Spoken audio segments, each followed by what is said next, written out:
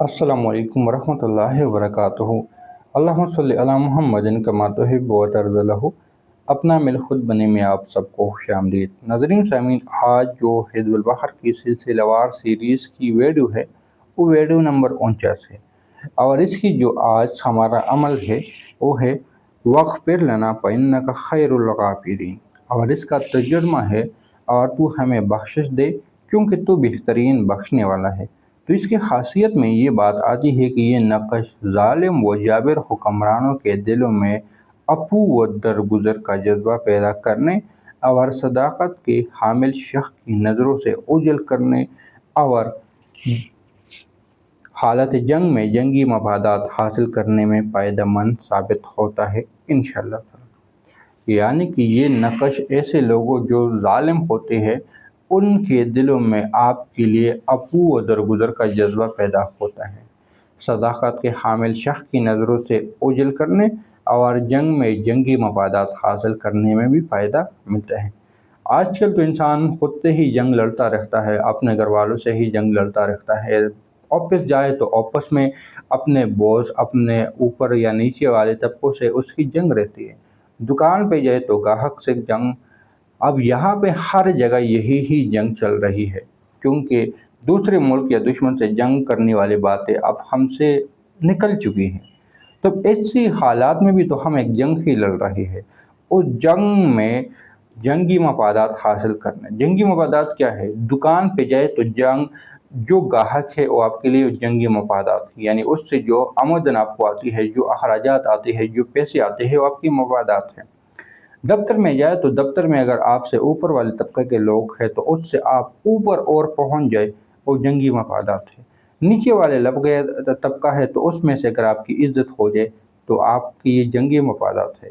घर में आप एक लेवल पे हो, आपकी नहीं सुनी जाती, आपकी इज्जत नहीं करते, बस आपको सिर्फ एक हर चीज़ का एक शख्स रखता है, या आपको गधे की तरह आपसे काम लिए जाते हैं, या आपके साथ ऐसे और वाक़यात होते हैं, तो आप उस हाजत को, उस मकसद को यहाँ पे बआसानी पूरा कर सकते हो कि आपको वहाँ से भी आपके मकसद की चीज़ मिल जाएगी।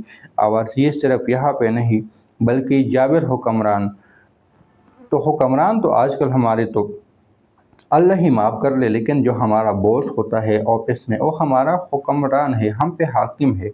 अगर हम दुकान में किसी के पास मुलाजिम है तो जो हमारा बड़ा है वो हमारा हुक्मरान है।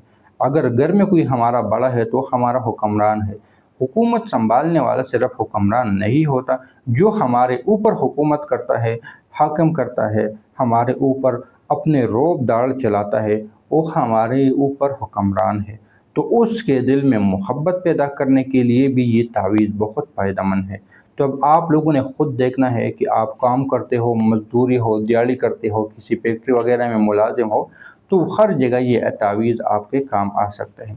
इसको लिखने का आसान तरीका ये है कि आप लोगों ने इस तावीज़ को इस चाल से लिख देना है। तावीज़ ये है, चाल ये है, यानी ये तावीज़ है। इस तावीज़ पे ये 3029 लिखा है तो आप लोगों ने खाना नंबर 1 में लिखना है। फिर 3030 ये है तो खाना नंबर 2, ये खाना नंबर 2 ये है। फिर 3031 ये है तो खाना नंबर 3 ये है, इसमें लिखना है।